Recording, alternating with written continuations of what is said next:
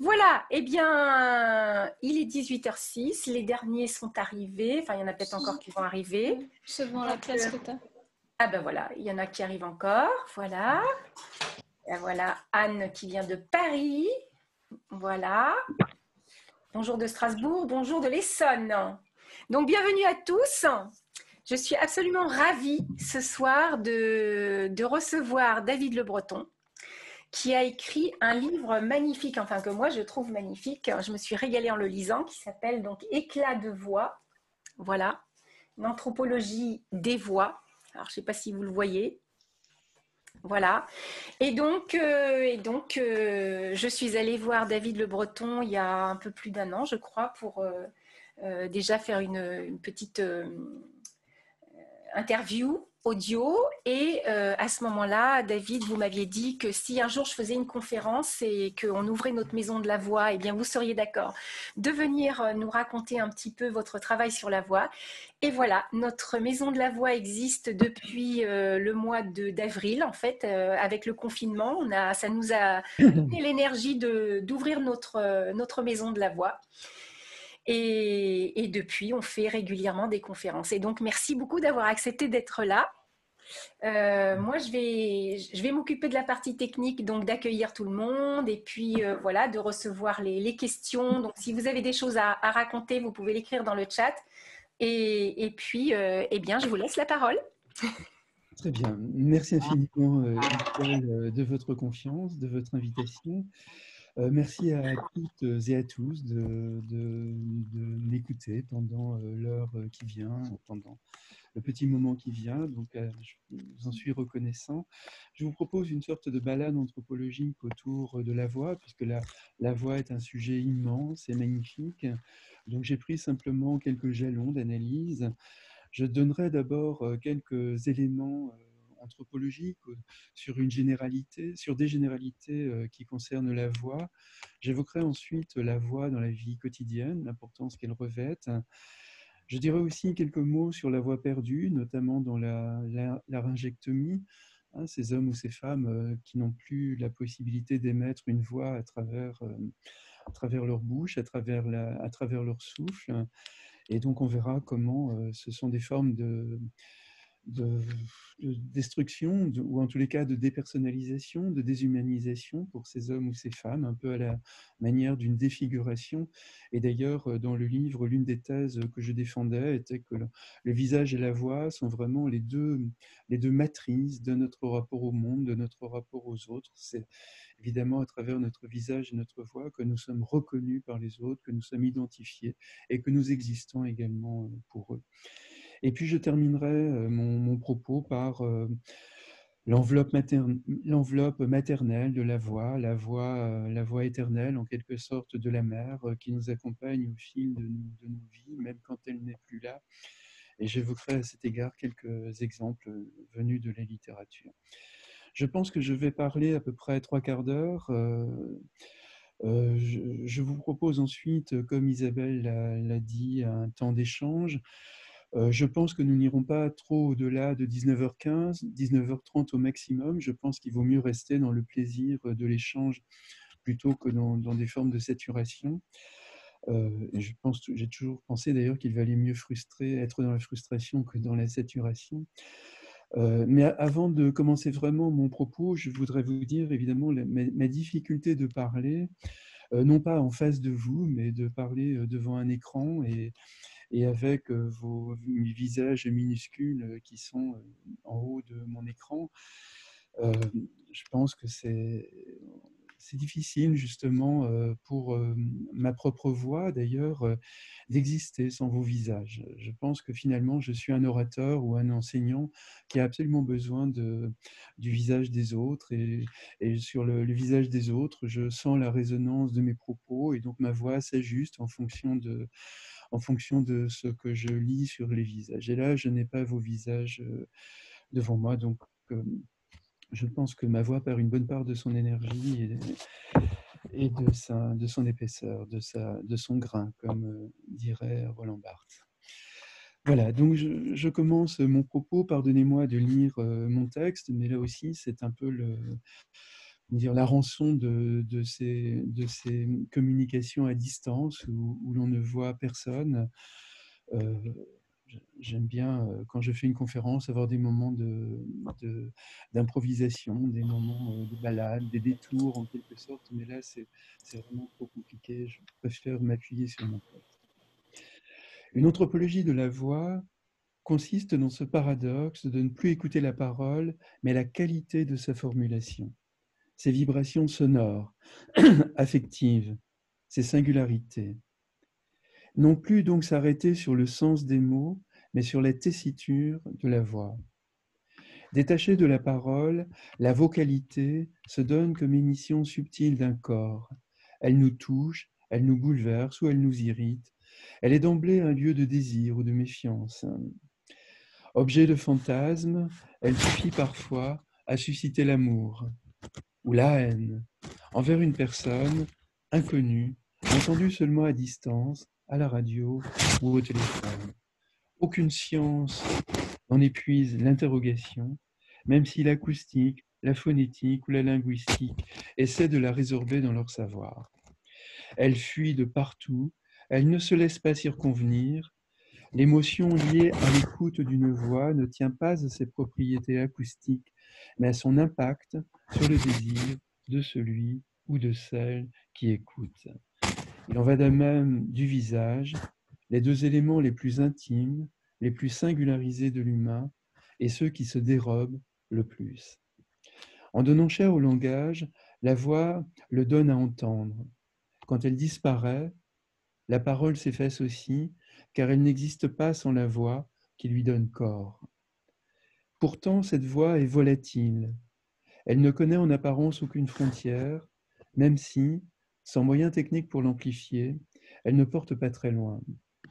Elle franchit les limites du corps pour se dissoudre dans l'espace et ne laisse aucune trace dans l'esprit de l'interlocuteur, sinon celle de la parole qu'elle soutenait. Elle ne pèse rien, mais elle peut changer le monde, bouleverser pour le meilleur ou pour le pire. La voix qui nous importe ici est celle de la vie quotidienne, celle qui fait sens et celle qui influence donc en permanence nos existences. La voix est invisible entre corps et langage.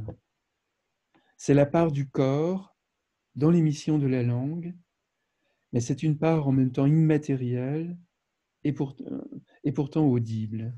La voix est une émanation du souffle.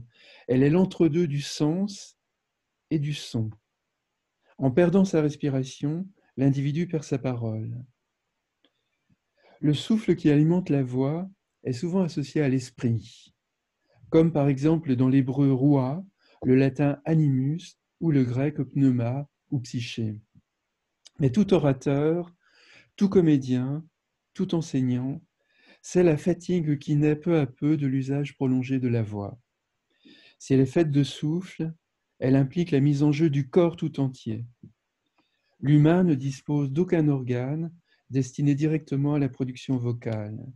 La parole s'articule sur des organes voués à d'autres fins.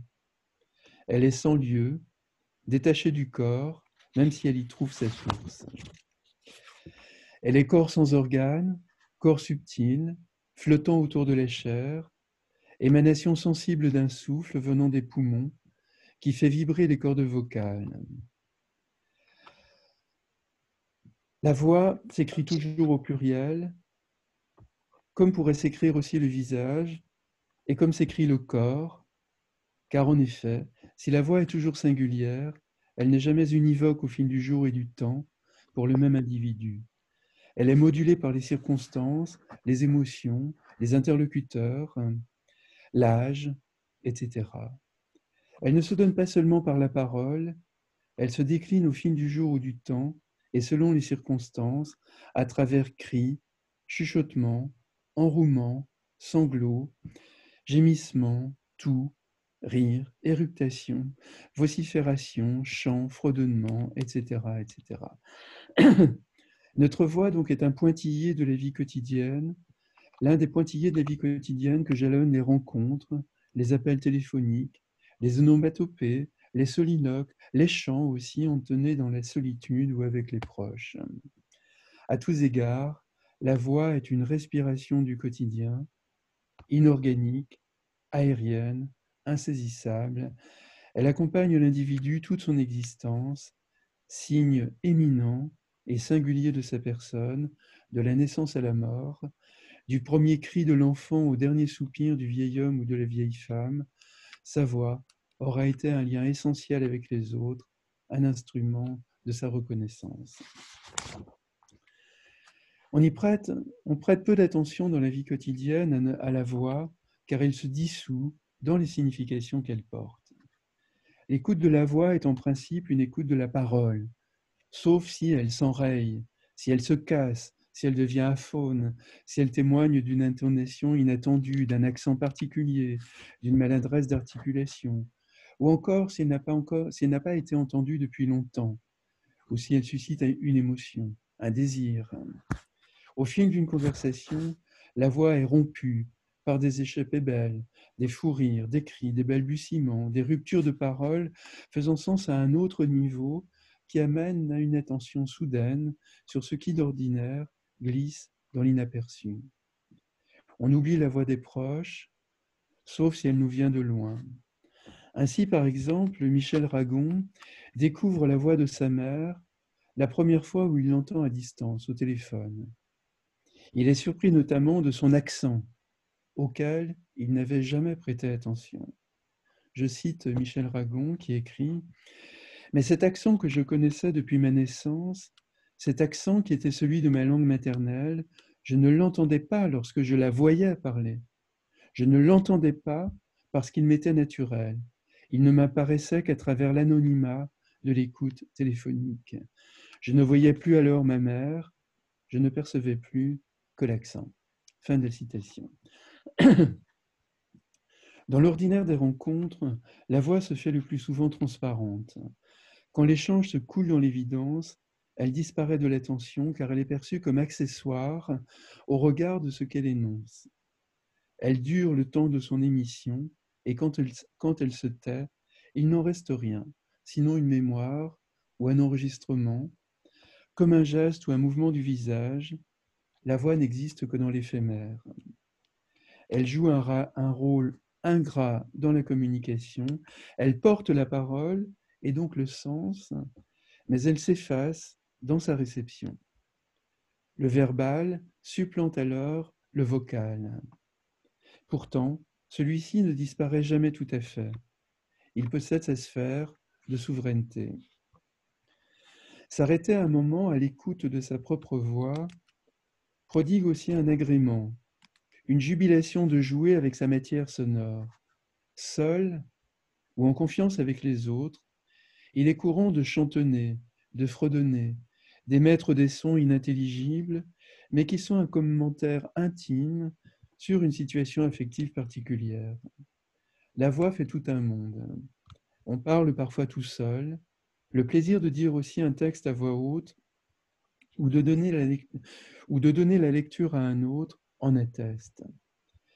Denis Podalides, par exemple, raconte son bonheur dans l'enclos du studio d'enregistrement où il lit à voix haute Albertine disparue de Marcel Proust. Je le cite.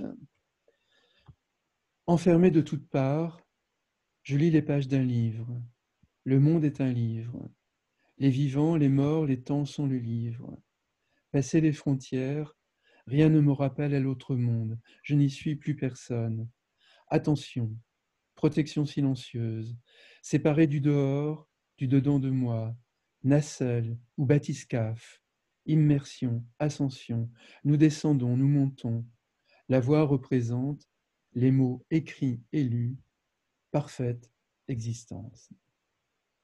Fin de cette très belle, de ce très beau texte de Denis Podalides. L'enfant éprouve et s'en joue.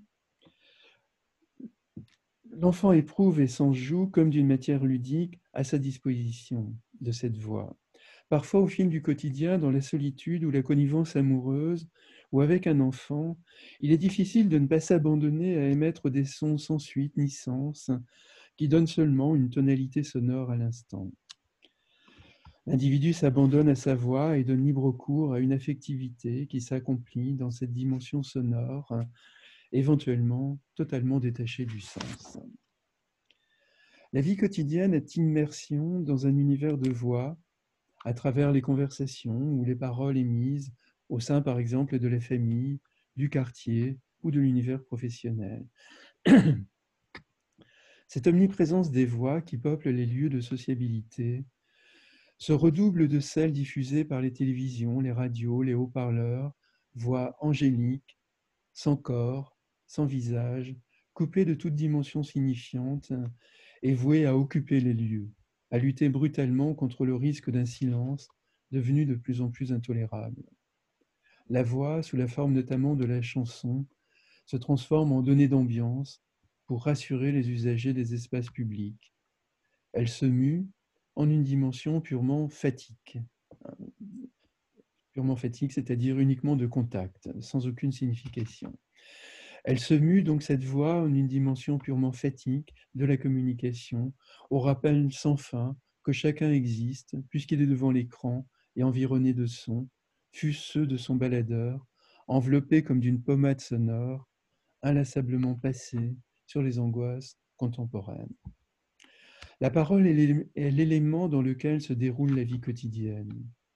Exister, c'est donner de la voix pour alimenter les échanges et entendre celle des autres. Celle-ci est la première modalité de la communication entre les individus. La diffusion du portable en multiplie encore la portée, puisque même seuls, d'innombrables individus ne cessent de parler dans les rues ou les halls de gare, les transports en commun ou les restaurants. Autrefois, la voix était plus rare, plus souvent essentielle, car nourrie d'une présence entière. Le langage se dissout dans la voix, la parole est toujours vocale, et sans doute le langage est-il cette oscillation permanente entre la voix vive et la voix intérieure qui ne cesse de se faire entendre en soi. Objet insaisissable, enchevêtré à un corps, à un visage, la voix est sans chair, mais ses contours sont formés de son intonation, de sa hauteur, de son rythme, de ses modulations, de ses intensités. D'emblée communication, elle participe de l'échange du sens entre les individus, mais aussi avec évidemment les mouvements du corps, les mimiques du visage, les gestes, etc. La voix porte la parole et lui donne un corps, elle mêle le son et le sens à l'affectivité. Entre corps et langage, elle est la nécessité aérienne de leur union. Par elle, l'individu a prise sur la langue et accède ainsi à sa parole personnelle. Parfois, la voix devient l'imperfection d'une parole qui n'existe pas sans elle. Elle la rend inaudible ou maladroite, pénible à entendre, à cause de ses particularités physiques, de ses intonations, etc. À l'inverse, grâce à la voix qui l'énonce, un propos dérisoire peut devenir agréable à entendre. Selon les circonstances, la voix sauve la parole ou exerce un rôle de trouble-fête à son égard. La voix est toujours entre les personnes qui se parlent. Elle s'adresse toujours à un autre en qui elle résonne. Elle accomplit le passage entre intériorité et extériorité, entre dedans et dehors, toujours à la fois séparation et tentative de rejoindre l'autre en colmatant l'espace par le son et le langage. Elle énonce une parole pour susciter la reconnaissance d'un autre qui lui répond. Elle est toujours à la fois dans l'oralité, oralité qui vient du latin oris, qui signifie la bouche, et dans l'oralité, qui s'écrit A-U-R-A-L-I-T-E, l'oralité qui vient du grec oris, qui signifie oreille. Toute voix mobilise donc un ajustement auditif permanent. Parler par exemple avec les oreilles bouchées par le cérumen est une expérience extrêmement pénible. L'enseignant ou l'orateur ainsi affecté ne cesse de se demander comment les autres l'entendent, car lui-même est confronté à une voix qui lui échappe totalement, de toutes parts, et dont il ne reçoit aucun retour. Au-delà des rites de l'échange de paroles, durée des interventions, tour de parole, etc., au-delà de l'échange des paroles, des règles vocales implicites régissent la manière dont il convient de donner de la voix lors des rencontres. Le partage des voix implique des préséances ou des hiérarchies, ou au moins des statuts, quelquefois différenciés selon la position des individus dans la trame sociale. L'usage de la voix dans l'interaction est soumis à une trame de ritualité concernant son volume, sa hauteur, son timbre, son intonation. Elle doit se confondre à la tonalité de l'échange pour ne pas empiéter sur le territoire intime de l'autre et ne pas déroger au code d'interaction, à moins d'introduire le malaise. La matière vocale disparaît ainsi dans le sens qu'elle porte en fonction des circonstances. Une voix est toujours en relation. Elle se donne dans un contexte précis et face à des interlocuteurs réels ou présumés.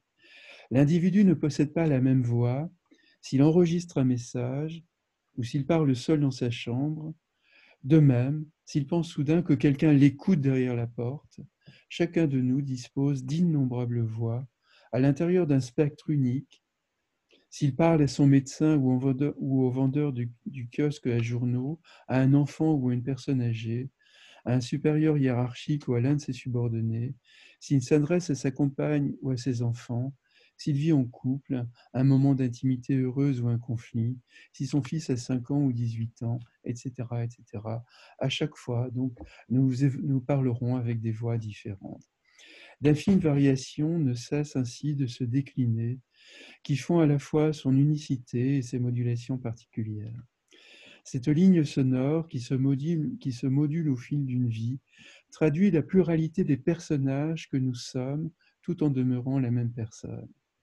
Pour un même individu, l'attitude, c'est-à-dire le visage et la voix, se transforment selon les publics et les circonstances tout en demeurant parfaitement reconnaissable. L'affectivité qui imprègne un moment retentit en elle et se diffracte dans ses inflexions selon les interlocuteurs. Il y a la voix de la colère ou de la tendresse, de l'ennui ou de la fatigue, et celle qui s'efforce de déguiser ses sentiments. Le locuteur emprunte une voix propre à la particularité de la personne qui est en face de lui et la teneur de son propos. En redéfinissant la qualité de sa présence devant l'autre selon les contextes, il endosse à son insu une voix différente dans la panoplie de celles qui le caractérisent. Elle varie en intensité, en hauteur, en timbre, en rythme, en ligne mélodique. Intuitivement, en permanence, l'individu pose sa voix de telle sorte qu'elle glisse en toute transparence dans la ritualité des rencontres. Un couple, par exemple, dispose d'un registre de voix propre, qui ne met pas en œuvre avec les autres. Une voix de l'entre-soi qui vaut pour les disputes ou la tendresse. Si tout individu possède une pluralité de moi, toute une série de personnages qui s'actualisent selon les contextes et les publics, à chacun correspond une voix propre. Si la persona, au sens selon l'étymologie latine, si la persona est un masque, n'oublions pas que ce dernier servait à l'époque, dans la tradition romaine, à porter la voix, à se faire connaître per sona, hein, à se faire connaître par la voix, par le son. Voilà donc l'étymologie du masque en latin.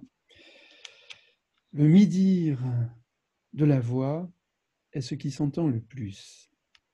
Une voix est soudain grave, le débit rapide, elle se transforme en murmure, etc., etc.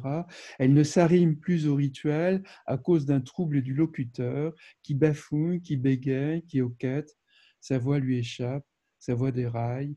L'affectivité prend le dessus et vient rompre la face qu'il essayait justement de maintenir. L'expression prend le pas sur le message en suscitant un supplément d'inflexion vocale. Une certaine manière d'user de sa voix envers les autres coupe aussi parfois toute possibilité de communication, car le langage utilisé, les intonations, la hauteur, l'intensité de la voix, etc., laissent finalement à penser à tort ou à raison, que l'interlocuteur est de peu de poids et abordé avec suffisance, avec hauteur. La voix, alors, émet déjà un message à l'insu du locuteur. Inscrite dans les codes d'intonation propres à un groupe social, elle induit une affectivité par son timbre, son expressivité. Elle pénètre les esprits et module les sentiments. Elle adoucit, elle apaise ou elle serre les auditeurs à la gorge. Elle les met en colère ou les pousse à l'action, en mobilisant des ressources intimes de ressentiment, par exemple. La tonalité de la voix du locuteur entraîne celle de son vis-à-vis. Interpellé avec agressivité ou tendresse, il est difficile de ne pas répondre sur le même registre dans une sorte d'accord des sentiments. La voix est propice, surtout dans la foule, à entraîner une contagion des émotions. Dans certains contextes, elle est un modulateur d'ambiance affective.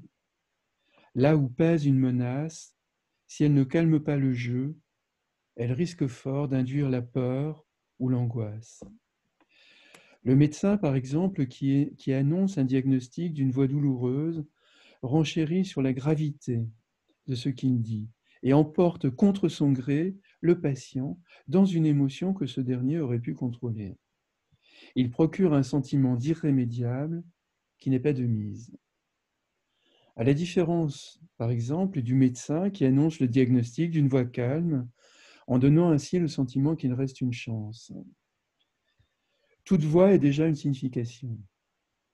Est déjà une signification en elle-même. Elle est un métalangage susceptible de troubler ou de déborder les significations émises par la parole. Alors, qu'advient-il lorsqu'on perd la voix ? Je ne parlerai pas des innombrables bris de voix qui existent dans la vie courante, comme le cri, le chuchotement ou la dépression, par exemple, qui font qu'on n'a plus de voix. Je vais parler donc de ces personnes laryngectomisées. Puisque finalement, en anthropologie, la meilleure manière de comprendre l'usage ordinaire, en quelque sorte, d'un objet, c'est de faire un détour, d'emprunter un détour et de voir là où cet objet est cassé, là où cet objet est brisé.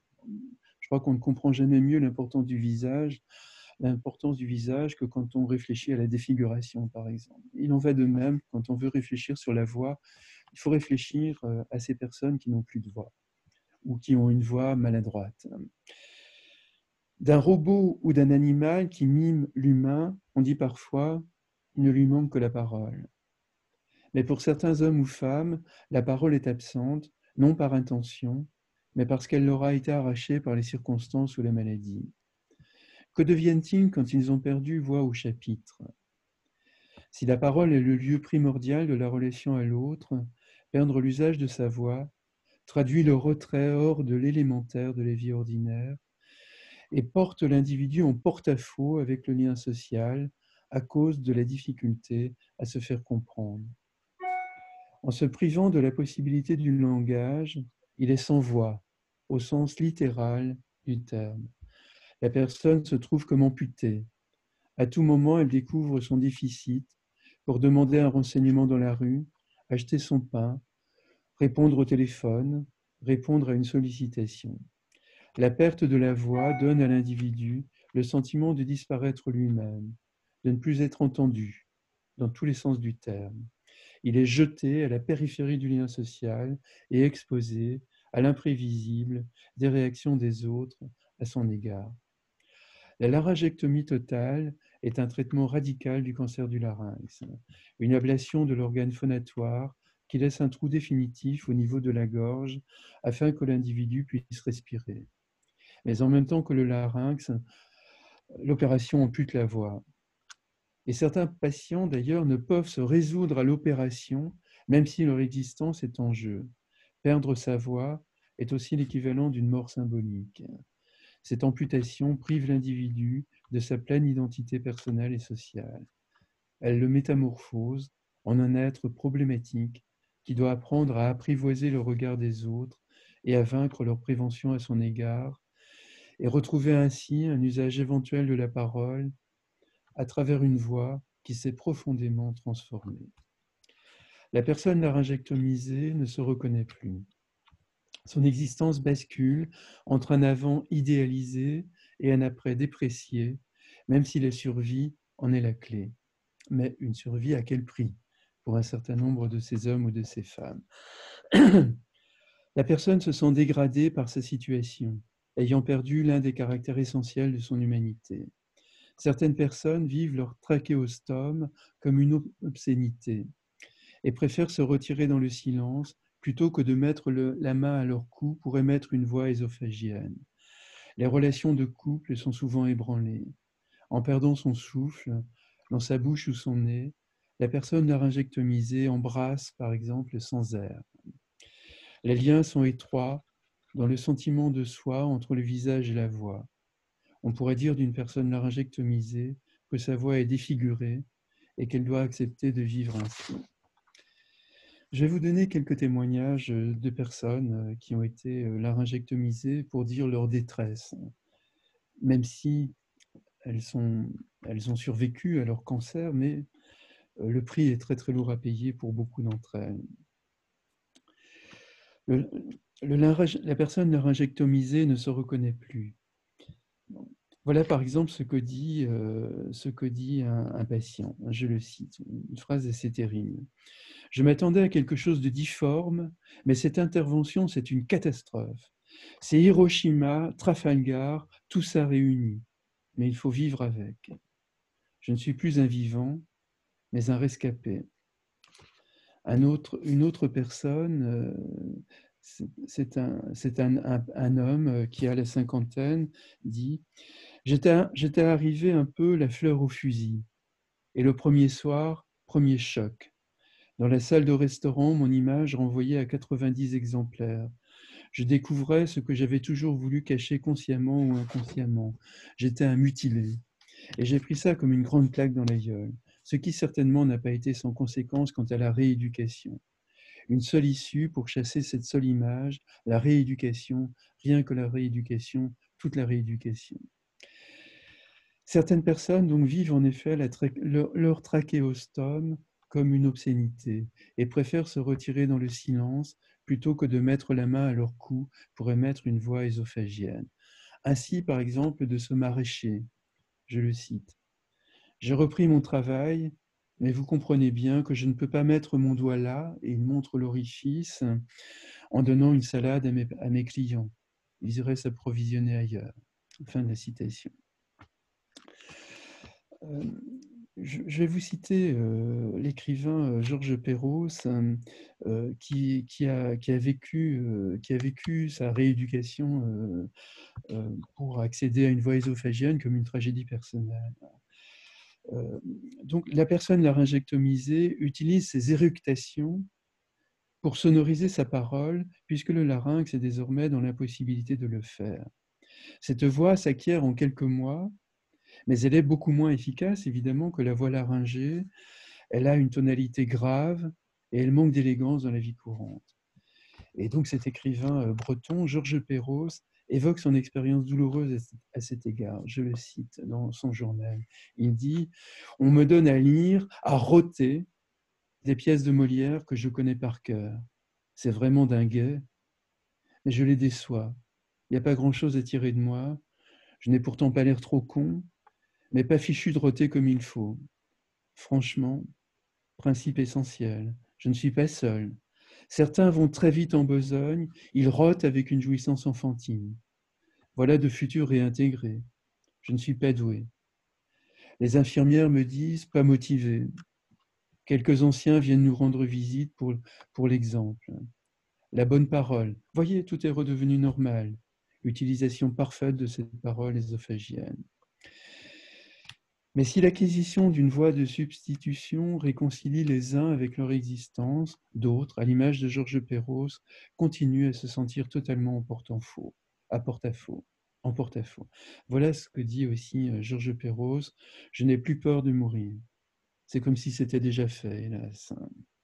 À quoi bon réapparaître, réapprendre à parler avec cette voix d'outre-tombe, détimbrée, celle du mort que je trimballe en sursis. Fin de citation. Vous le voyez, ne plus pouvoir mêler sa voix à celle des autres, est comme une présence en pointillé de la mort, c'est-à-dire d'un silence définitif.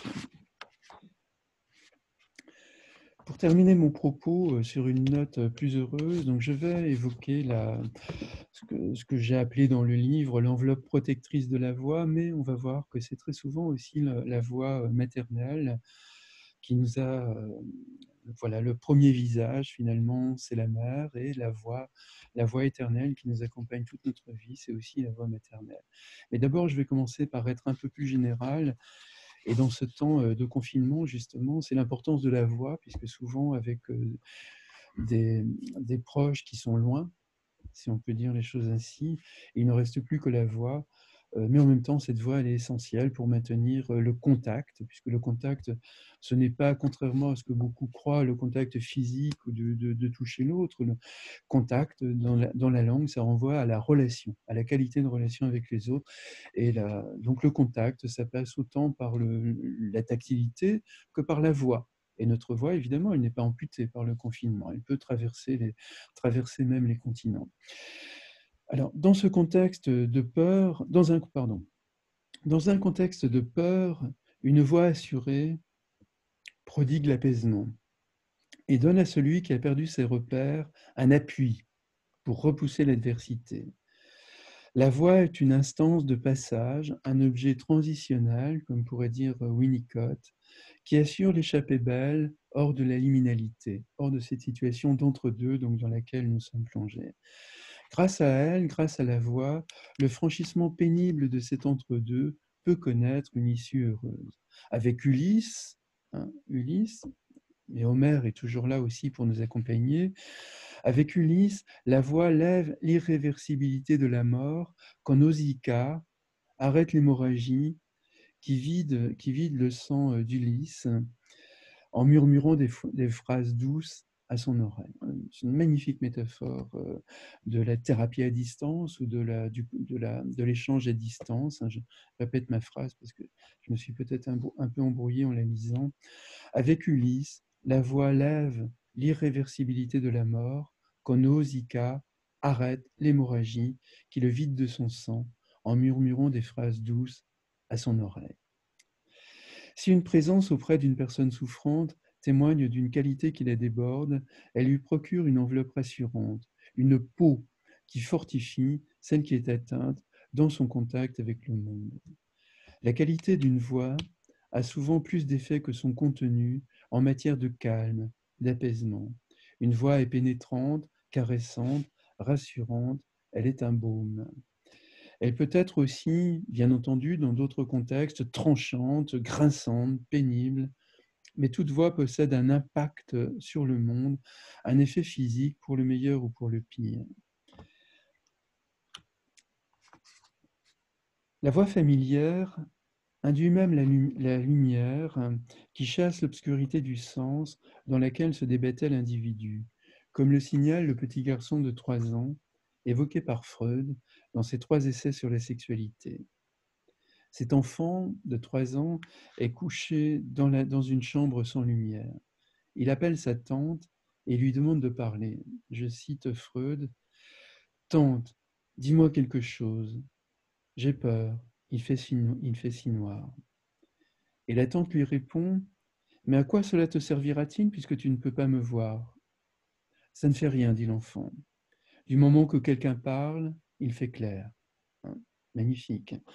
Du moment que quelqu'un parle, il fait clair. C'est la restitution par Freud de cet échange. La proximité de l'autre, reconnu, aimé, rassure. Sa voix dissout l'angoisse et jalonne enfin le monde de repères nécessaires à la poursuite de la vie.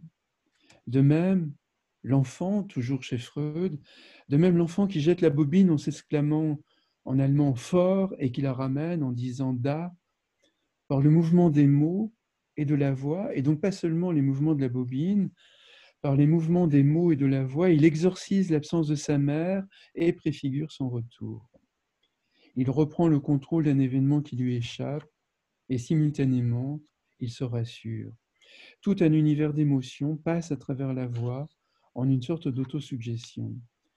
Pour maintenir leur puissance de symbolisation, c'est-à-dire leur force d'illusion créatrice, la parole et la voix baignent entre le moi et l'objet, entre le rêve et la réalité, entre le corps et l'environnement.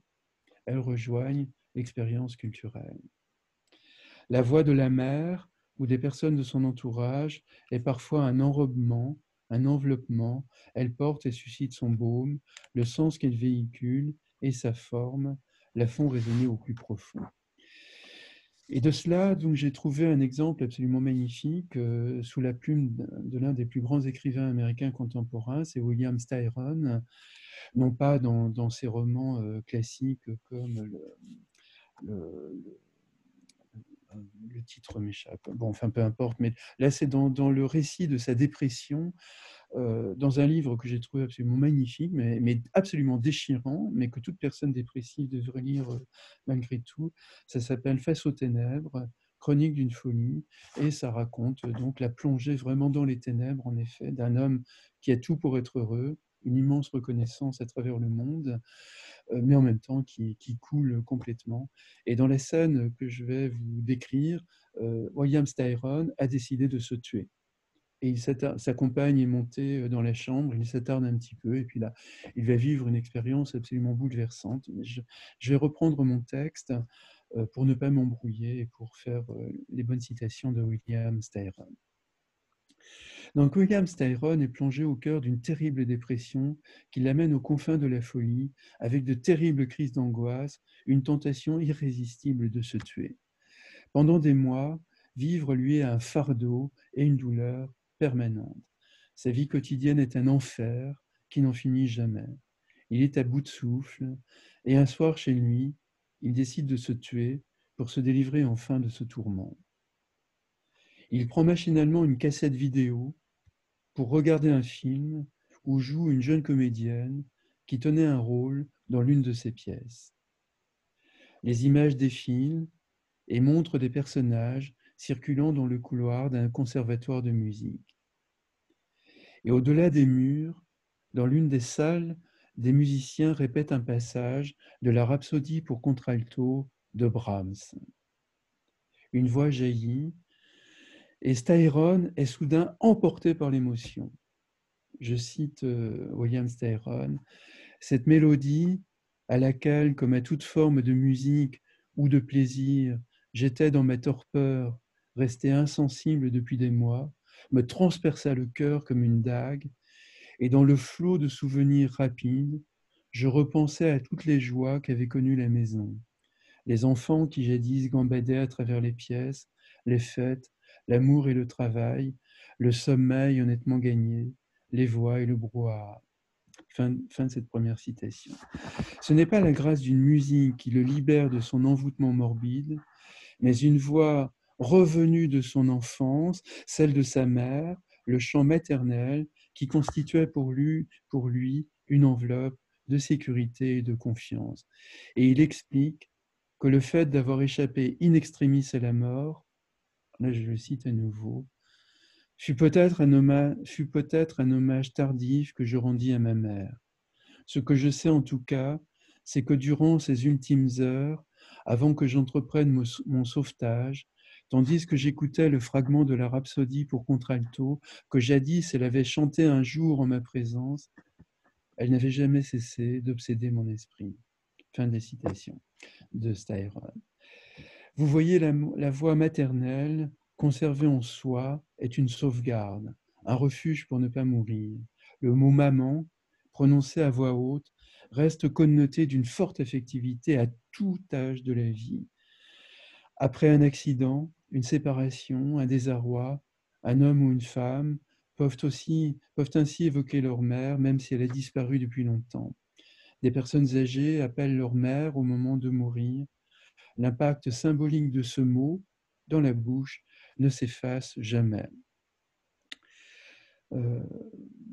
Voilà, je vais m'arrêter sur cette image de ce que j'aime bien appeler la mer intérieure. Hein, quand la mer a disparu, il nous reste toujours la mer intérieure, voilà, comme une sorte de pointillé de sa voix dans tout le fil de notre vie personnelle. Voilà. Merci infiniment de votre patience pour m'avoir écouté.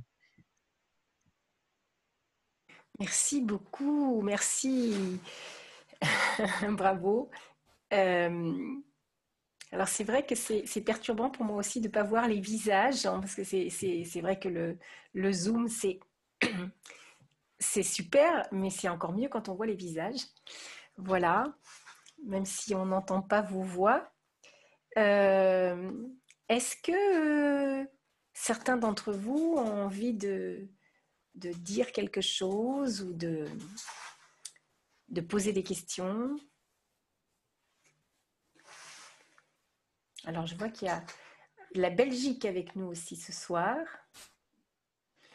Voilà, la Belgique, il y a Besançon, il y a Strasbourg, il y a Chinon, il y a l'Isère, il y a Rio de Janeiro, mais à Strasbourg, l'Essonne. Voilà, il y a du monde un peu de plein de régions différentes. Alors, est-ce que quelqu'un a envie d'intervenir? Oui, Sophie. Oui, bonsoir. Donc, de Belgique, effectivement. Tout d'abord, un grand merci. Hein, c'est passionnant. Je n'ai pas encore eu l'honneur de lire votre livre, mais je vais m'empresser de le faire. Merci. Donc, voilà.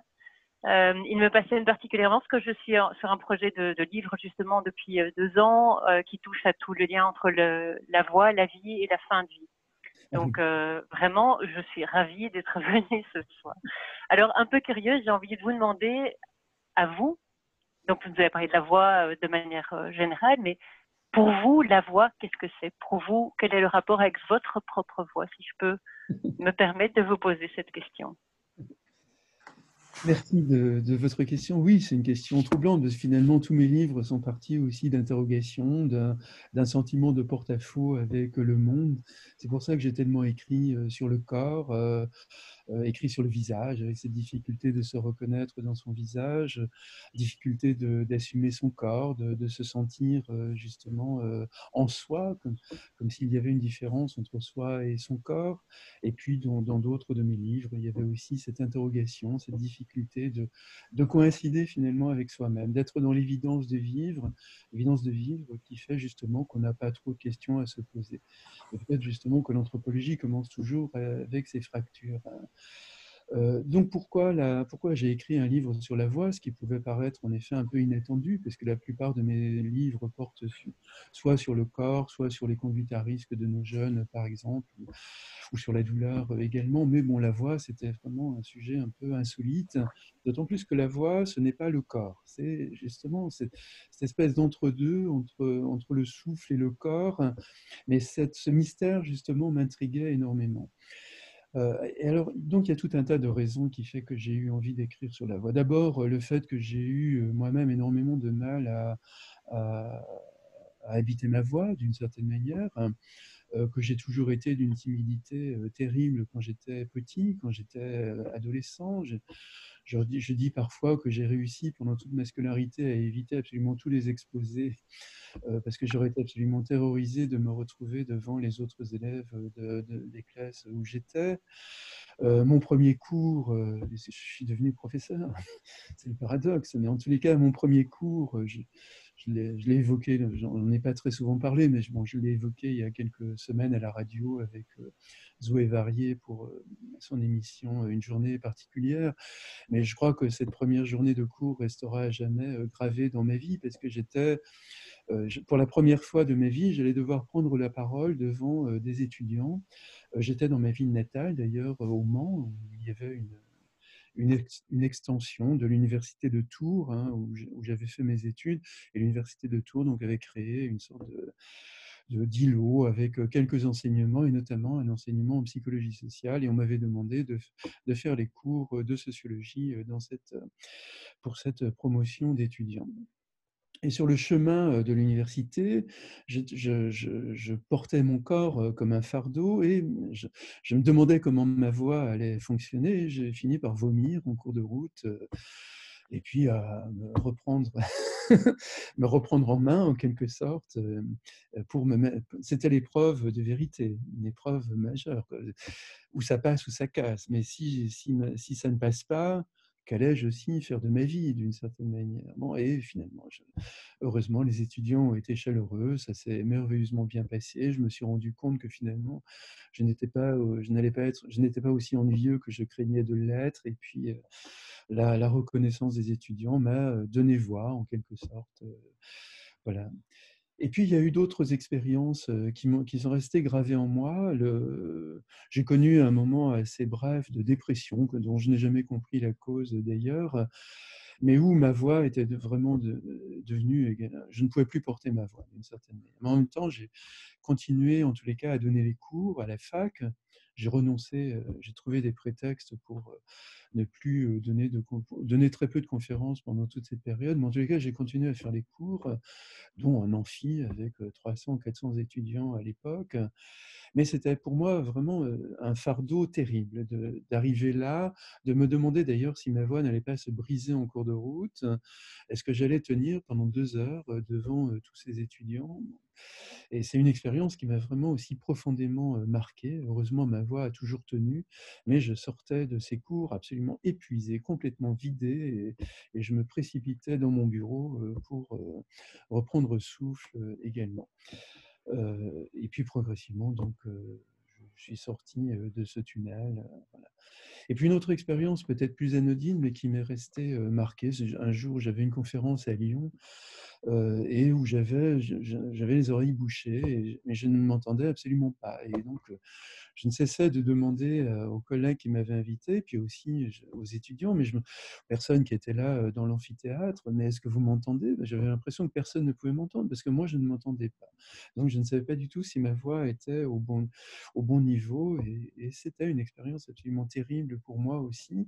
Donc, j'ai vécu la voix comme une énigme, comme un objet qui m'échappait complètement.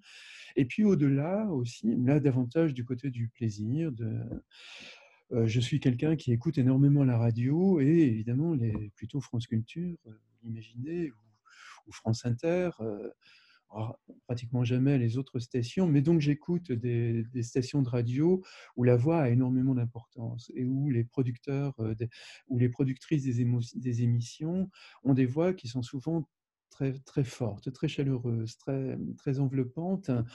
Et donc là aussi, je me sentais tellement ému par des voix.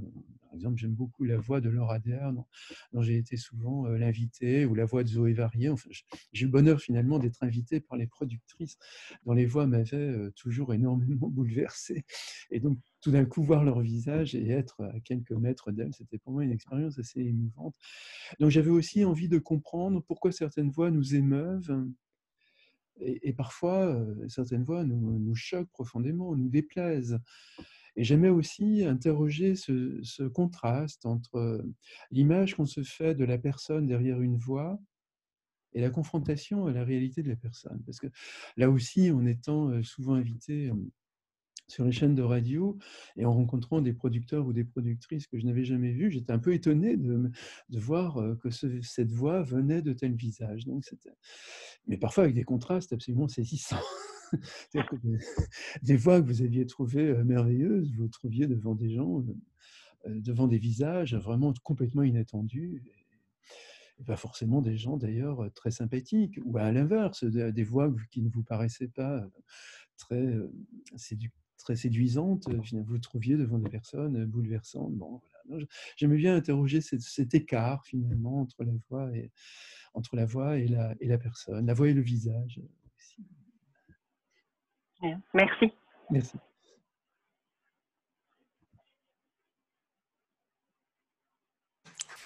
Alors, est-ce que quelqu'un... Alors, il y a des questions qui sont posées, mais on y a répondu. Quelqu'un d'autre y a répondu.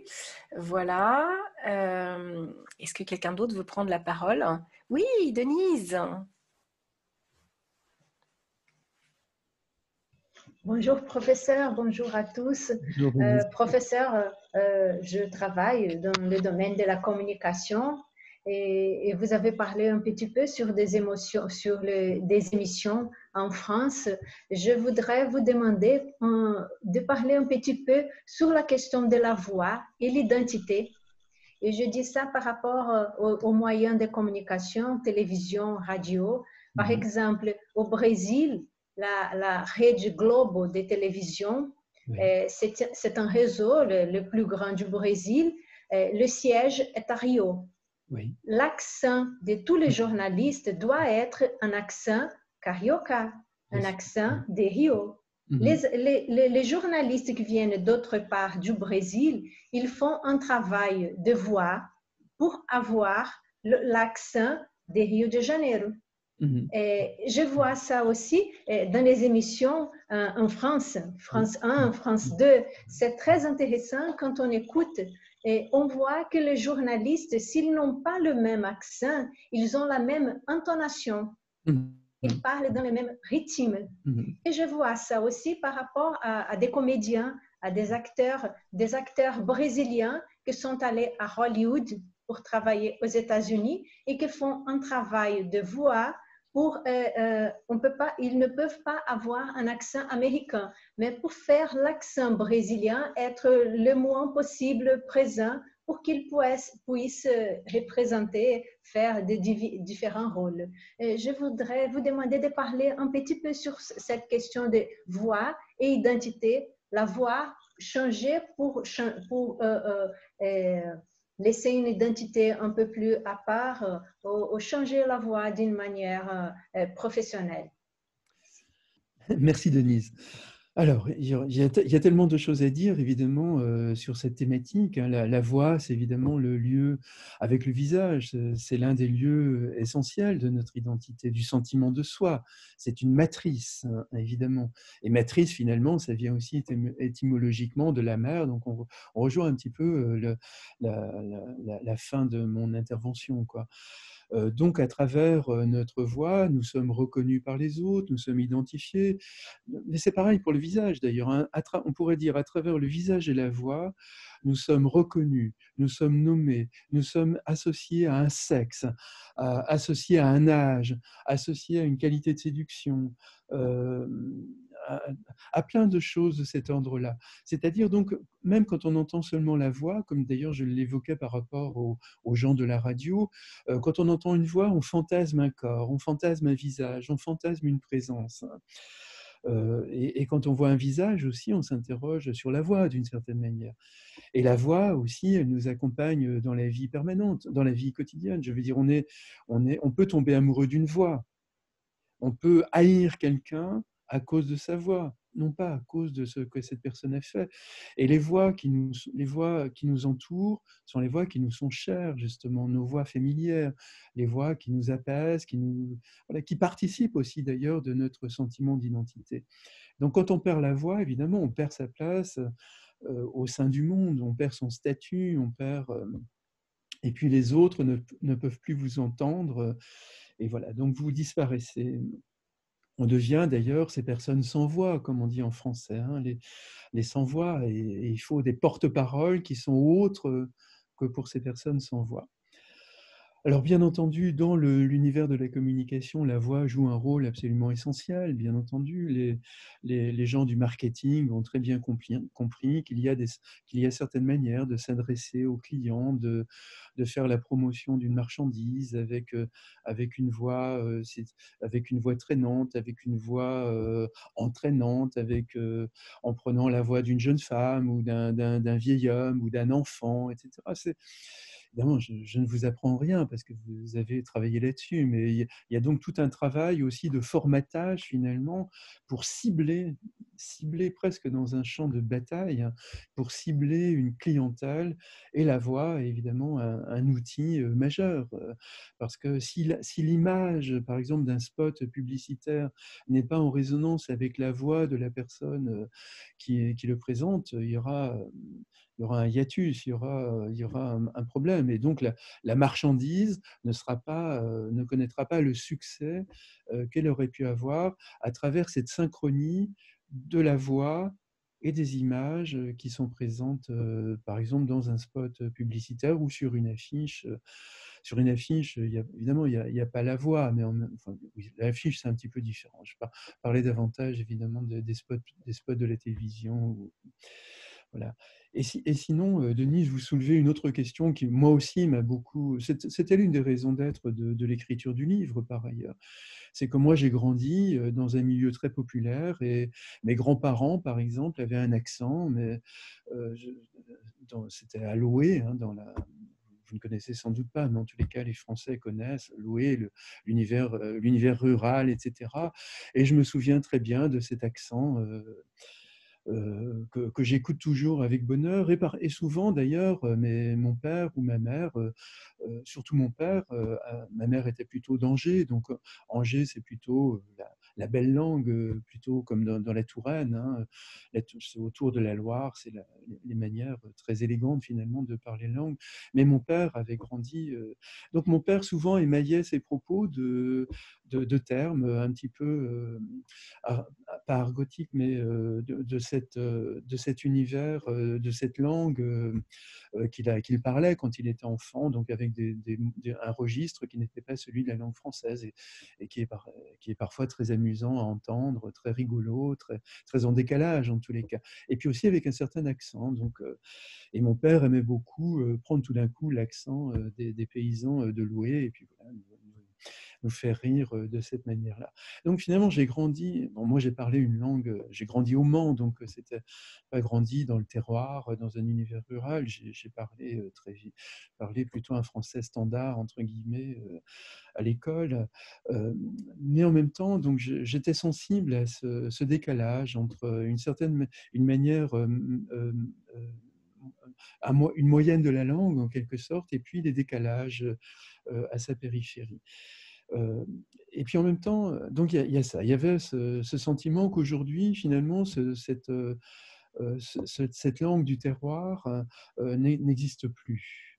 Quand il m'arrive d'aller à Loué ou ailleurs, bon, les vieilles personnes, malheureusement, ont disparu, les jeunes, évidemment, ont appris à l'école un autre usage de la langue.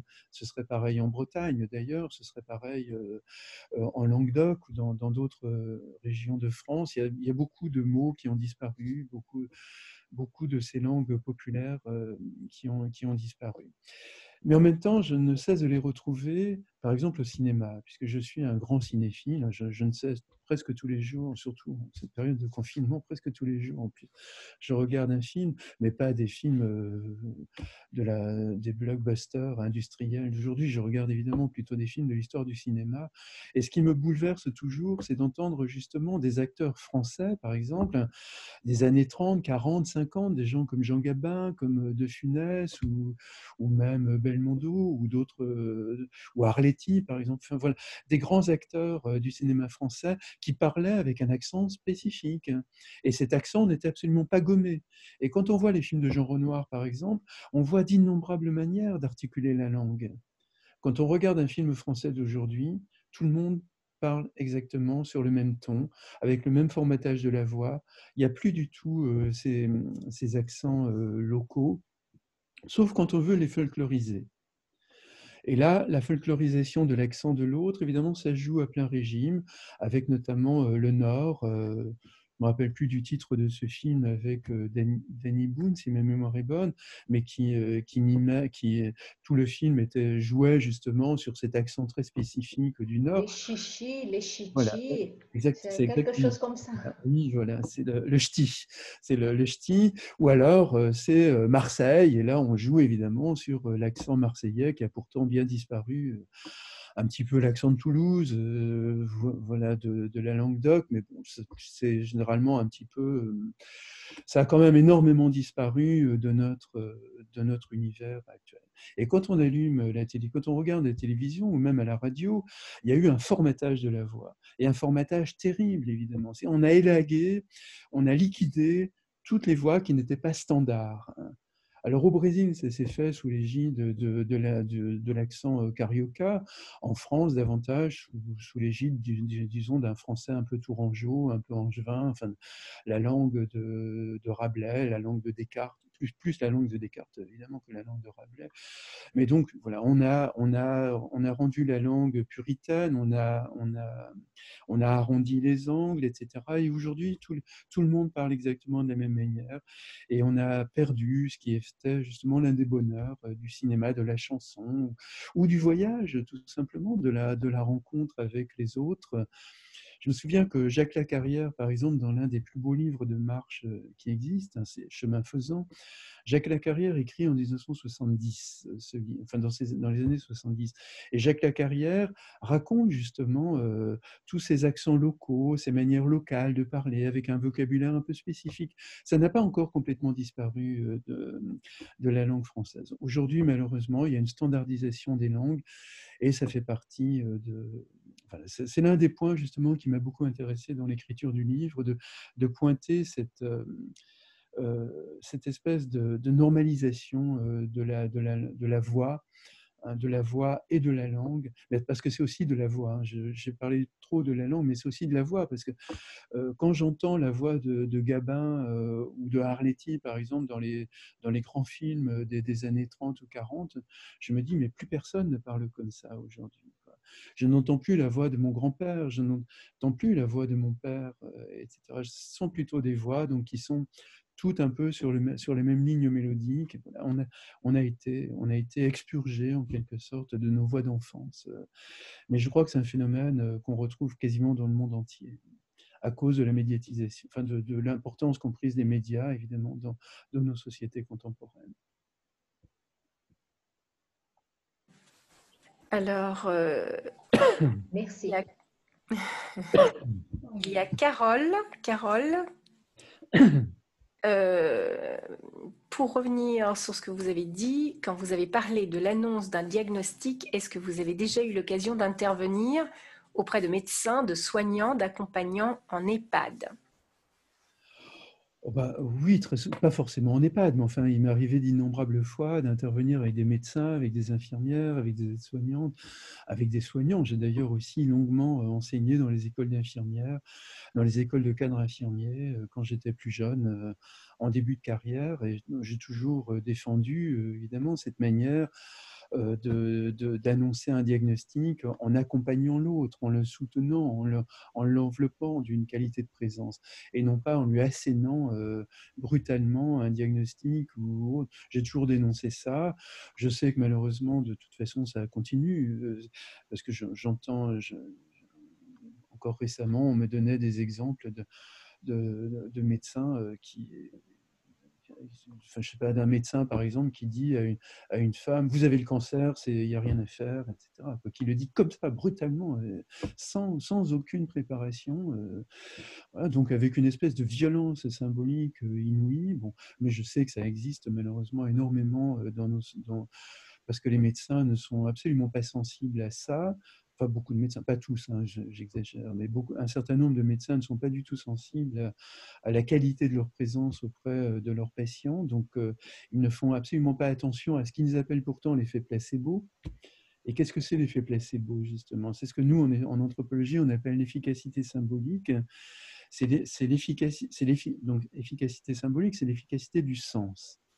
En d'autres termes, c'est l'efficacité de la relation, hein, c'est la manière dont une qualité de relation va aider une personne malade ou mourante à surmonter son désarroi, à surmonter sa peur. Donc, dans l'efficacité symbolique, il y a cette puissance de la voix, cette puissance de la relation, cette puissance du sens qui fait qu'une personne ne se sent plus seule. Et en même temps, à travers donc ce que les médecins appellent l'effet placebo, il y a cette potentialisation de la molécule, ou cette potentialisation de la parole du médecin. C'est-à-dire ce qui nous aide quand on est malade, et quand on est très gravement malade, ou quand on va mourir, ce ne sont pas les médicaments qui, par exemple, diminuent la douleur, c'est la manière dont on va vous donner ces médicaments, la manière dont le médecin vous a dit « prenez peut-être ce médicament-là ». Il y a une différence fondamentale entre l'infirmière, par exemple, qui jette le comprimé sur le drap, sur le lit du malade, en disant « écoutez, prenez ça, et puis ne nous embêtez plus », ou « prenez ça, ça ira mieux ». Avec l'infirmière qui s'assied aux cheveux du patient, qui lui dit « écoutez, vous souffrez énormément, mais il y a quelques jours, on a eu un patient comme vous qui souffrait aussi terriblement, et puis vous voyez, on lui a donné ce comprimé-là, et ça lui a fait énormément de bien. J'ai l'impression que si vous prenez ce médicament, vous aussi, je pense que ça vous fera énormément de bien. Et le médecin pense que ça va vous soulager. » Voilà. Vous voyez, il y a une différence fondamentale, et c'est ça qui différencie donc les médecins ou les infirmières aussi, ou les aides-soignantes qui font mal leur boulot et qui démolissent les gens à longueur de journée sans forcément avoir une mauvaise intention, mais parce ils ou elles ne sont dans aucune empathie, en tous les cas. Et puis, au contraire, l'infirmière, l'aide-soignante, le médecin qui est dans une identification à son patient et qui, en lui parlant, va imaginer ce que lui aimerait entendre dans ce contexte-là. Donc, il va moduler sa voix, il va moduler sa parole, il va parler en cadrant sa parole pour envelopper en quelque sorte déjà son patient d'une échappée belle. Comme je disais tout à l'heure, il y a une manière de dire les choses en détruisant l'avenir, en détruisant toute chance pour le patient, et une autre manière de dire la même chose, mais en ouvrant le monde, et en laissant entendre au patient que de toute façon, jamais il ne sera seul, qu'on est toujours là avec lui. Et là, la voix joue évidemment un rôle essentiel. La voix et la parole, évidemment, jouent un rôle essentiel, une qualité de présence. Mais aussi une qualité de présence, pour moi, ça veut dire tout. Hein, c'est le visage aussi. Il ne s'agit pas de parler en regardant ailleurs. Et dans ce cas-là, la voix ne sert plus à rien. Hein, il faut être capable de soutenir le visage du patient en lui disant ce qu'on lui dit. Et c'est là où ça passe. C'est là où il y a une potentialisation justement du geste, de la parole, des médicaments, etc.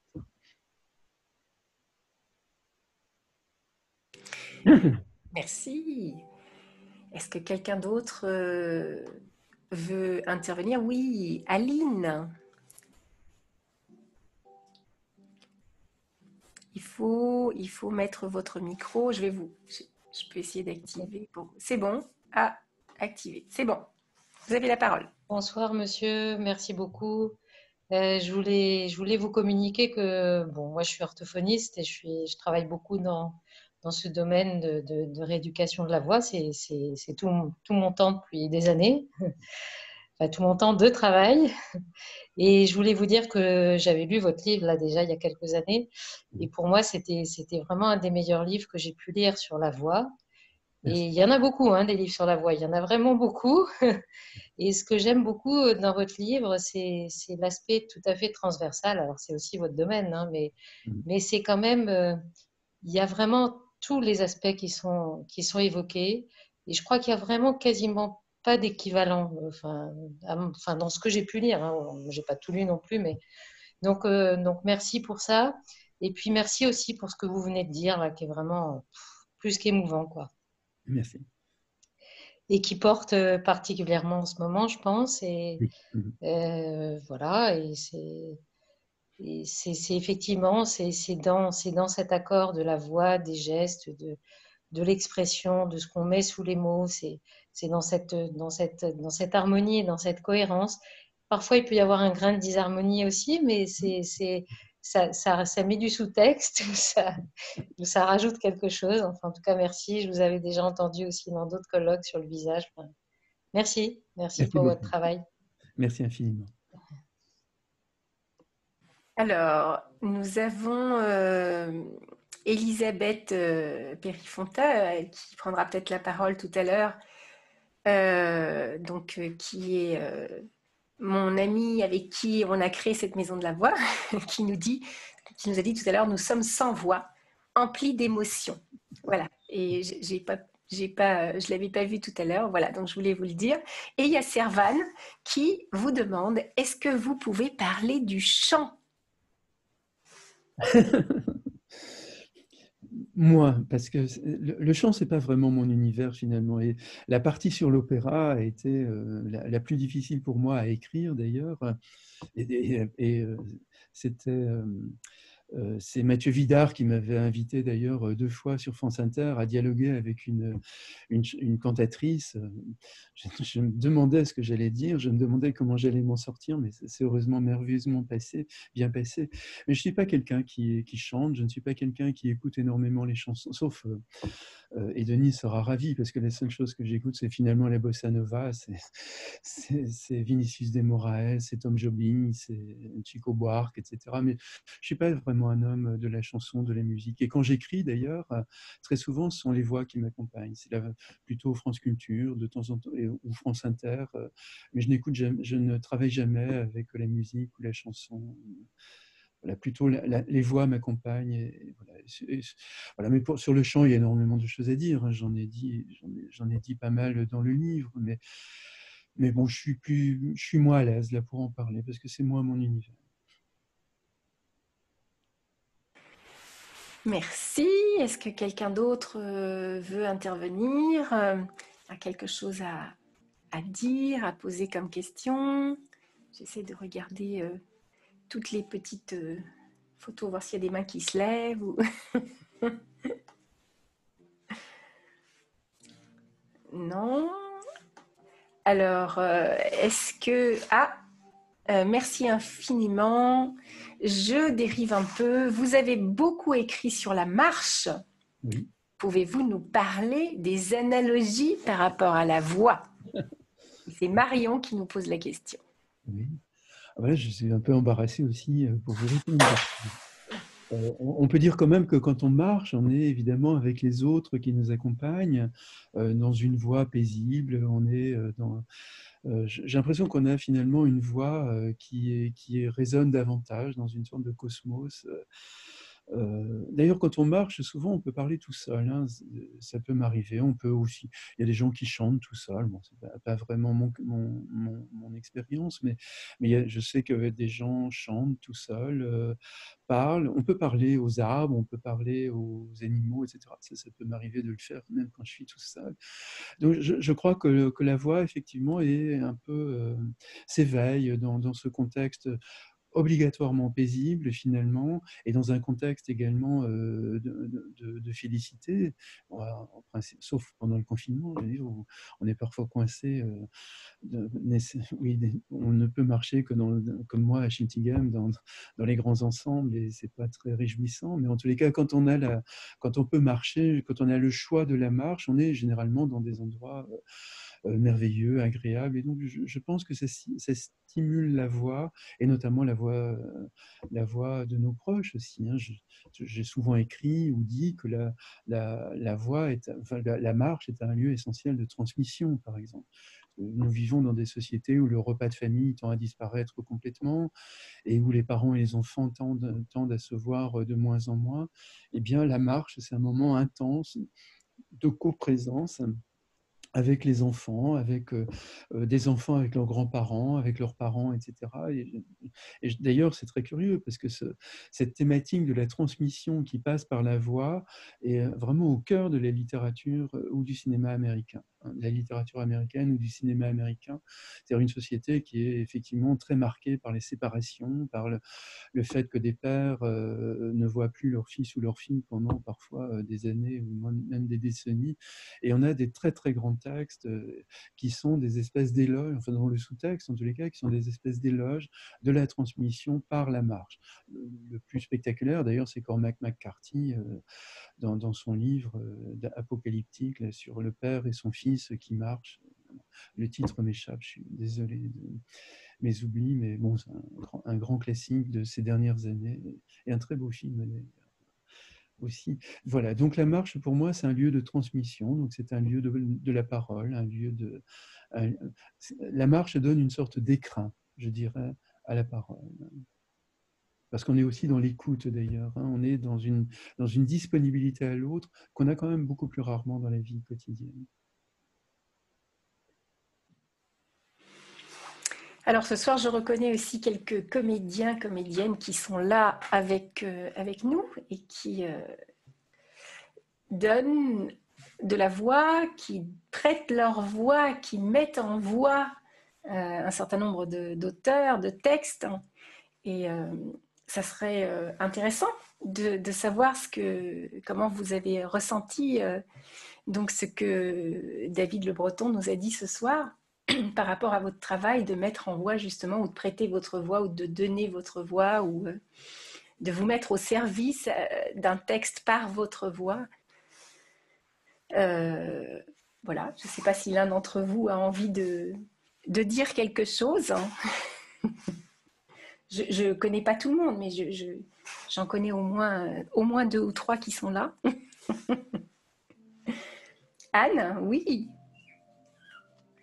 Bonsoir. On m'entend ou pas? Oui, oui, oui. Oui, oui, on t'entend. Non, mais enfin, je sais pas trop comment. Enfin, moi, j'étais très touchée. Je vous remercie beaucoup déjà. Merci. Parce que bon, j'ai dû interrompre à un moment. Enfin, ma connexion n'était pas très bonne. Donc, je vous prie de m'excuser. Mais en tout cas, voilà, j'étais très touchée. Du coup, je suis très curieuse parce que je ne vous connaissais pas, de découvrir votre travail. Donc, je vais m'empresser de le faire. Il y a 2 choses, en fait, bon, par rapport à ce que dit Isabelle. C'est un peu. Pour moi, c'est délicat de répondre parce qu'en fait, la voix, parfois, on en est comme traversé, c'est-à-dire on n'est pas forcément auteur de notre voix, par exemple quand on joue et quand on interprète des personnages, ben, des fois on maîtrise et puis on a envie de maîtriser et puis parfois on est comme possédé. Et donc, du coup, la voix, elle part. Et ça, moi, je trouve que c'est presque ce qu'il y a de plus intéressant dans le travail. Du coup, et comme dans le chant d'ailleurs, enfin, on avait travaillé un peu avec Isabelle. Et moi, j'ai fait quelques fois de l'improvisation. Enfin, même j'en ai fait pas mal.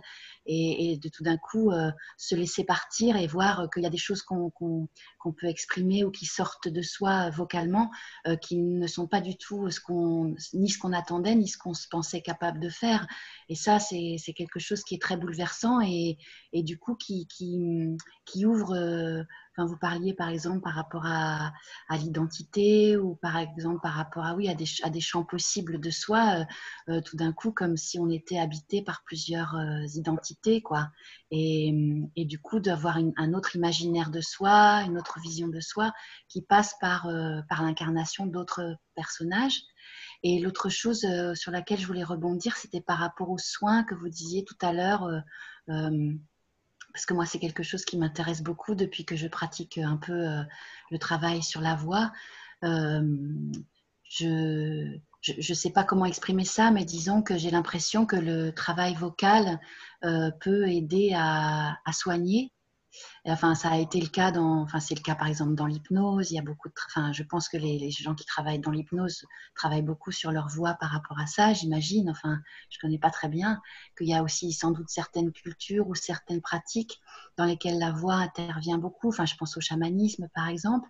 Et comment ça se passe? Est-ce que vous avez des expériences de ça ou quelque chose à en dire? Voilà, c'était à peu près ça.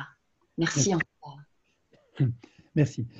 Alors oui, pour moi, le travail du comédien, il est évidemment pas seulement du corps, il est aussi fondamentalement de la voix. Et quand on joue un personnage, il ne s'agit pas de le jouer, de l'incarner seulement à travers ses gestes, ses mouvements, mais aussi il faut l'incarner à travers sa voix. Sinon, il y aura un décalage absolument insupportable, qui arrive quelquefois d'ailleurs au cinéma. C'est quand même assez rare parce que généralement les metteurs en scène sont assez attentifs à une coïncidence entre la voix et le personnage, mais il peut arriver quand même, m'arriver quelquefois de sentir qu'un acteur n'était vraiment pas du tout à sa place. Et d'ailleurs, je ne supporte absolument pas un seul instant le doublage au cinéma. Je préfère ne pas voir un film classique s'il est doublé en français, parce que je sais que le comédien aura aussi autant travaillé sa voix que sa performance physique. Et donc, finalement, le doubler, c'est l'amputer de la moitié, si on peut numériser comme ça, mais c'est l'amputer, en tous les cas, d'une grande part de sa prestation. Et pour moi, c'est absolument intolérable. C'est contraire absolument à l'esprit du cinéma. Et on ferait pas ça, évidemment, au théâtre. Ça n'aurait absolument aucun sens. Mais pourquoi on le fait au cinéma? Je suis assez choqué de ça. Pour moi, ça détruit le cinéma complètement. Enfin, ça détruit un film Et puis sinon, vous avez raison, la voix, elle est spécifique, notamment dans l'hypnose. D'ailleurs, j'avais écrit quelques pages sur le sujet dans le livre. Effectivement, il faut que la voix de l'hypnothérapeute accompagne, enveloppe, enrobe en quelque sorte le patient et puis l'emmène loin dans ses rêves, etc. Si c'était une voix saccadée, une voix brutale, une voix agressive, ça ne fonctionnerait absolument pas un seul instant, quoi. La voix de l'hypnothérapeute, c'est un peu celle de l'endormissement finalement. C'est cette voix douce qui nous emmène vers un autre monde, qui va permettre le relâchement des contraintes d'identité et qui va nous permettre de devenir soudain, pendant le temps de la séance, une autre personne. Et donc justement, pouvoir de cette manière travailler sur ses angoisses, ses peurs, ses fantasmes, etc.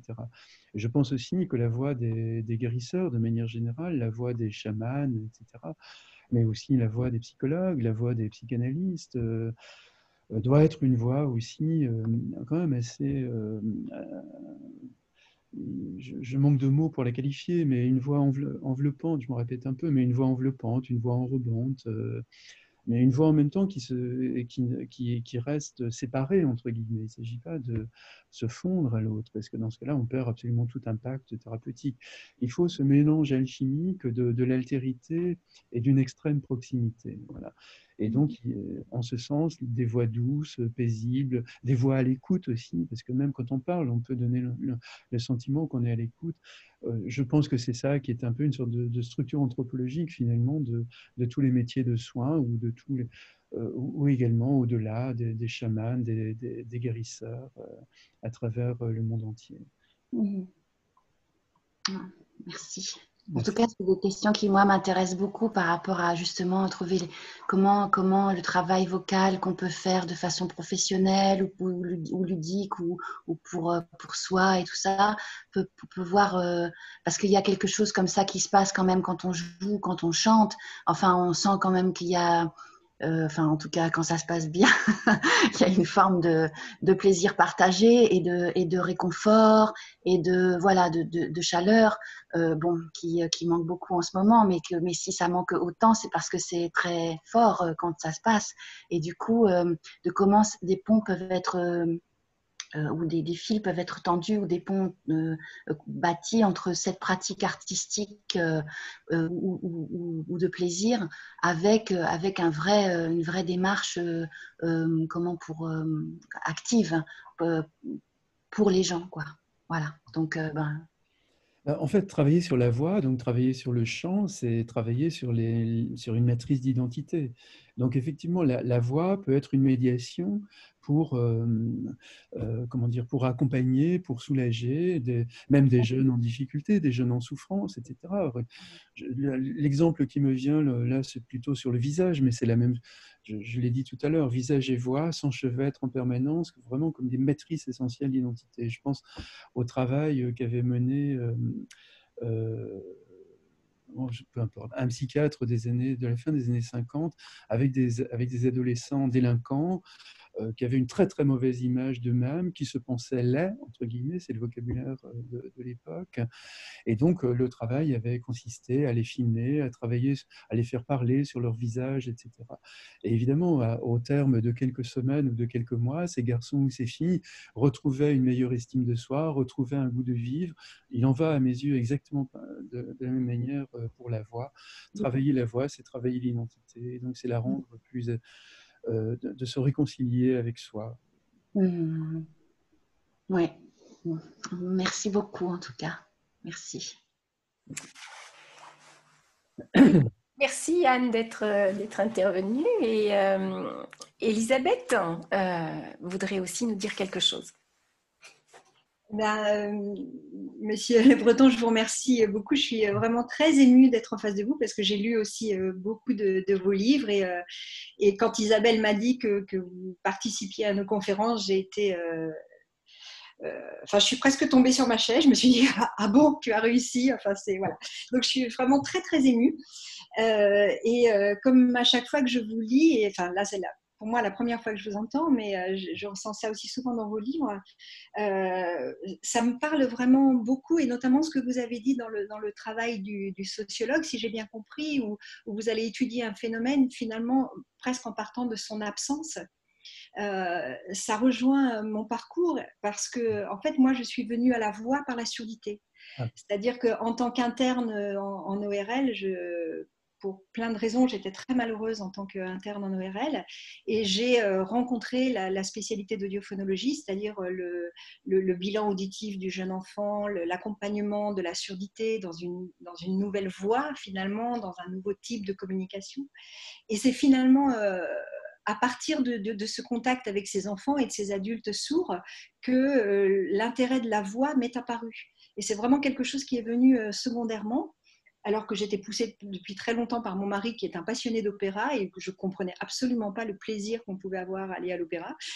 Donc, maintenant, je comprends mieux, hein, mais je dois dire que ça m'a beaucoup parlé de ce que vous avez dit, de découvrir un phénomène finalement par son absence, et de ce que ça veut dire de mettre en place d'autres phénomènes, d'autres compensations. Je dois dire aussi que ce qui m'a aussi beaucoup touchée, c'est que dans mon activité de médecin, donc je travaille maintenant beaucoup avec des enfants en situation de handicap, avec des adultes aussi en situation de handicap, ou pas d'ailleurs. Et l'ORL est une spécialité médicale très intrusive, puisqu'en permanence, on n'arrête pas d'entrer du matériel dans les orifices des patients, que ce soit dans le nez, dans les oreilles, dans la gorge. Et il a vraiment fallu pour moi tout un travail d'abord du patient, de présentation de ce que j'allais faire. Et il y a vraiment eu pour moi un avant et un après, c'est la lecture de Milton Erickson. C'est-à-dire de tout ce travail, de l'importance des mots, du négatif, du positif dans les mots. Et je l'ai beaucoup utilisé avec les enfants pour leur faire accepter des fois des choses qui n'étaient pas très agréables. Et je l'utilise beaucoup aussi avec les adultes quand je dois leur enfiler un endoscope dans la gorge pour regarder le fonctionnement des cordes vocales. Et je dois dire que c'est vrai que la parole, ça fait énormément dans ma spécialité. Et enfin, dernier point, parce que je ne vais pas monopoliser la parole, j'ai aussi été beaucoup touchée ce soir par ce que vous avez dit sur les laryngectomisés, parce que c'est un point, pour moi, c'est la limite en fait. C'est quelque chose que je n'ai pas pu, aller au-delà de la laryngectomie. C'est-à-dire que quand j'étais interne, j'ai vécu ces interventions de laryngectomie, les soins aux patients, que ce soit les changements de canule, les aspirations, mais aussi la façon dont on les traitait, la façon dont on niait tout ce que vous avez dit, toute cette mutilation, je l'ai vécu comme une grande violence, et je dois dire que mon internat a été vraiment parsemé d'énormément de souffrances parce que je me voyais pas du tout faire ce métier. Et heureusement que j'ai rencontré l'audiophоnologie et la phoniatrie, donc la surdité et les dysphoniques, qui m'ont sauvée et qui m'ont permis de réinvestir mon métier. Et enfin, pour terminer, j'ai beaucoup réfléchi ces derniers temps parce que j'ai une autre limite qui se dressait devant moi, c'était l'abord de la phonie psychogène, et surtout l'annonce du caractère psychogène d'une aphonie, quelque chose qui nous est absolument pas enseigné et qu'il va falloir découvrir seul. Et voilà, ça m'a beaucoup préoccupée, ça m'a fait beaucoup lire, et j'ai aussi beaucoup appris de vous par rapport à ça. Donc vous le savez certainement pas, mais vous m'avez donné beaucoup de pistes. Et donc pour tout ça, je vous remercie vraiment énormément. Et je vous laisse la parole. C'est moi qui vous remercie. Bah, écoutez, oui, je comprends cette difficulté à annoncer à une personne qu'il s'agit d'une aphonie psychique, mais d'ailleurs, faut-il le dire, j'ai beaucoup travaillé là-dessus par rapport à la douleur, évidemment, parce qu'il est évident que bon nombre de douleurs s'enracinent plutôt dans des histoires de vie, dans des meurtrissures d'enfance, des viols, des abus sexuels qui souvent ont été complètement occultés par la personne, mais qui ressurgissent à 50 ans, 60 ans et qui viennent complètement dévorer le corps de la personne. Et évidemment, les médecins sont complètement en échec, parce que par rapport à la fibromyalgie, ça a été des polémiques interminables, justement, parce que les médecins ne voyaient rien. Mais c'était pourtant des femmes complètement meurtries, détruites, etc. Mais en même temps, on ne peut pas leur dire que c'est uniquement leur histoire de vie. Il y a aussi sans doute autre chose. D'ailleurs, il ne s'agit pas pour moi de dire que c'est uniquement du psychique, parce que vous savez bien que je suis absolument opposé à l'idée du dualisme entre le corps et l'esprit, etc. Pour moi, tout est d'abord du sens, d'ailleurs. C'est la signification qui fait nos vies. Et donc, c'est absolument logique, effectivement, que des gens deviennent aphones après un traumatisme.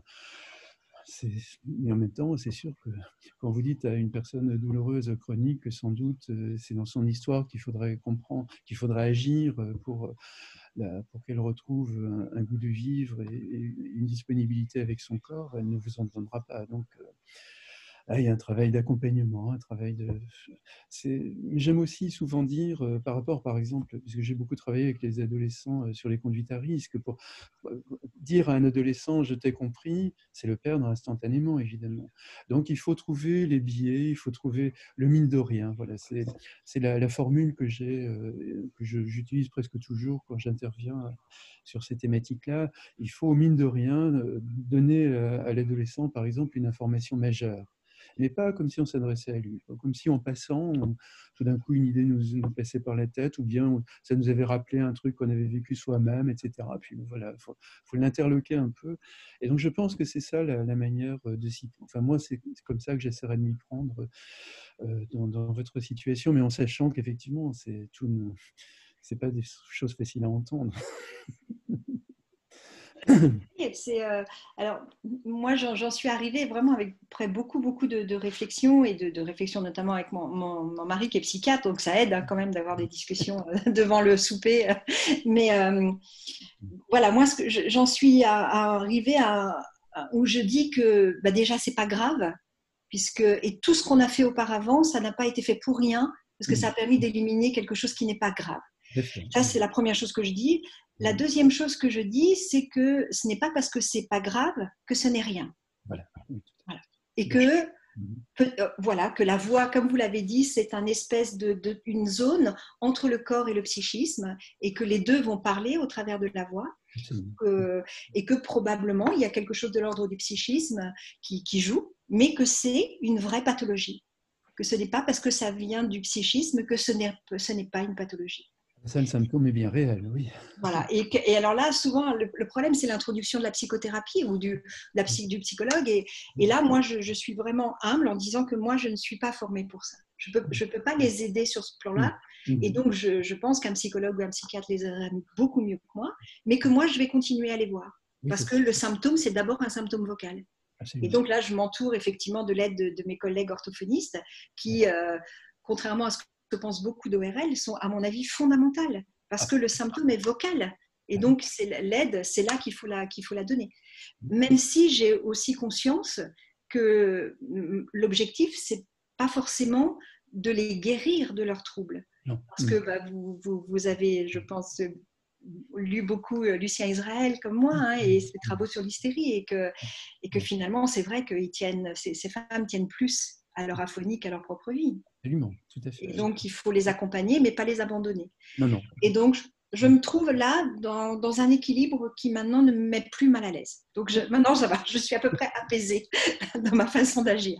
Mais ça m'a pris, ça fait 20 ans que je réfléchis là-dessus. Ça m'a pris 20 ans pour arriver à quelque chose qui ne me tourmente plus trop. Merci, je suis en accord absolu avec vous. Merci. Alors, j'ai fait, moi, une expérience un petit peu différente par rapport à ma voix, c'est-à-dire qu'il y a eu un moment où j'ai pu exprimer mes émotions, en tous les cas suite à des traumatismes, grâce à ma voix, mais pas du tout grâce à mes mots. J'ai eu la chance de pouvoir laisser sortir cette voix, mais je crois que si je n'avais pas pu laisser sortir cette voix à ce moment-là, je ne serais peut-être plus là aujourd'hui. Donc là, je n'avais plus les mots, et les mots ne pouvaient pas refléter, enfin j'avais l'impression qu'ils me permettaient ni de refléter ce que je ressentais, ni de communiquer finalement ce que je ressentais. Par contre, ma voix me le permettait. Et ça a été quelque chose de très très fort dans ma vie, dont je me suis servie en tant que chanteuse et comédienne, et voilà. Et là, c'était vraiment la voix pure, et c'était vraiment la voix qui me mettait en lien avec les autres et en lien avec moi-même. Et j'ai rencontré une femme qui s'appelle Marianne Sébastien qui a fondé une association qui s'appelle Voix Libre. Je ne sais pas si vous la connaissez ou si vous en avez entendu parler. Non. Et donc, je dirais qu'elle a redonné vie à des centaines d'enfants et de femmes en Bolivie, il me semble, par la voix, par le chant, par la voix, et pas nécessairement par les mots. Donc, oui, bon, j'ai beaucoup aimé votre livre. Il y a beaucoup de choses qui m'ont parlé dans votre livre. Et justement, c'est peut-être le seul livre qui m'a permis de séparer finalement les mots de la voix. C'est-à-dire que la voix en soi est quelque chose d'important. Il y a les mots et il y a la voix. Oui, voilà. Donc, et ça, c'est quelque chose qui a été bouleversant pour moi, c'est de voir ce que vous aviez écrit là-dessus et de dire que la voix en soi, c'est quelque chose de tellement important, et vous avez bien décrit tout ce que ça peut représenter. Merci. Et c'est pour ça aussi que j'avais vraiment envie de vous inviter, de pouvoir échanger avec vous dans notre maison de la voix, parce que ça me paraît essentiel aussi de pouvoir avoir... on a eu beaucoup de belles conférences sur beaucoup de sujets très, très différents, très variés, mais ça me paraît vraiment important que quelqu'un comme vous soit là aussi, dans notre maison de la voix. Est-ce que quelqu'un a encore envie de rajouter quelque chose? Parce que sinon, eh bien, je vous proposerai à tous d'ouvrir vos micros pour qu'on entende vos voix, pour vous dire, pour se dire au revoir. Voilà. Donc, je ne sais pas si quelqu'un a encore envie de rajouter quelque chose, de dire quelque chose. Je regarde un petit peu toutes les petites... Merci pour cette belle conférence. Ça me donne juste envie de lire votre livre. Merci. J'ai été passionnée du début à la fin, vraiment. Merci. Autant dans les dialogues que dans votre présentation où je me suis laissée porter. C'était très, très riche. Merci beaucoup. Merci. Eh bien, je vous propose de rallumer vos micros alors à tous. Moi, comme d'habitude, avec Elisabeth, on ferme la salle. et comme ça, on entend vos voix. Et on est content de les entendre. Bonsoir, au revoir. Au revoir. Au revoir. Merci, professeur. Merci, Isabelle aussi. Enchantée de vous connaître à tous. Merci. Enchantée, merci beaucoup. Au revoir. Merci Isabelle, hein. Merci pour ce partage-là et puis cette rencontre. Hein. C'est vraiment fort. Merci beaucoup. Oui. Bonne soirée. Merci Anne d'avoir été avec nous ce soir. C'est vraiment super. Pour moi, je peux te dire que là, en ce moment, c'est très important de pouvoir parler et parler de la voix et de ce qui est dit. Merci. Parler mieux. Bonne soirée, merci. Hein. Merci. Merci Isabelle, merci professeur. Marcos. Bonsoir à tous. Marco. Au revoir. Au revoir. Ouais. Au revoir. Bonne soirée. Au revoir. Salut. Merci énormément. Ça a été vraiment une très, très, très belle conférence. Merci Francisco d'avoir été là ce soir avec nous. Avec grand plaisir.